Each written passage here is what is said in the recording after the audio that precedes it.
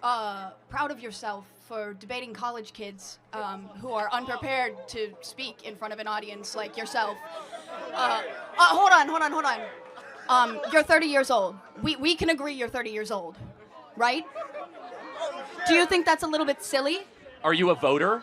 I am a voter. I'm a registered so voter. I vote and you vote. So I'm talking to voters of this country that will determine the future of Western civilization. That's what I'm doing here today. Yeah? Wait, hold on. How is it any different than a professor talking to you? Than a professor talking to you? Who are you? Well, important enough for you to come up to a microphone. Actually, when I first saw this ad, I thought it was like an improv comedy thing. It looked so ridiculous that I didn't even think it was real. Well, no, you could see. Look how popular Trump is on your campus. How does that make you feel? That's not comedy. That is a 5-alarm fire for Kamala Harris because she's probably going to lose Pennsylvania. Look. But no, I just want to be clear. Is there something wrong with talking to voters? No, there's nothing wrong with talking to voters. Well, that's what we're doing here today. It's an open mic. I think that you push a dangerous agenda. Such as? Your stance on abortion rights, for example. Here we go.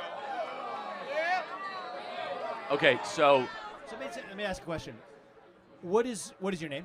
Jean. Jean. And what is your understanding of the current Republican Party's stance on federal intervention in abortion? Well, I know that they want to bring it back to the states, right? So it sounds like you do know that the Republican Party's current stance on abortion is they're against a federal ban on abortion. I do understand and we're talking about that, a presidential election as the important election that we're talking about here. I understand that, yes. Great. So, again, I think this open dialogue is great. I think it's great you're here challenging Charlie, and I think it's great that he's willing to travel campuses across this country to talk to the next generation.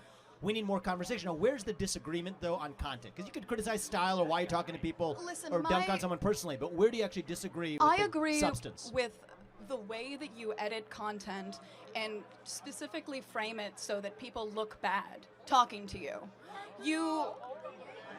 The way that you edit your content. we post unedited content. Let me just ask you one thing though, because personal insults can fly in all directions.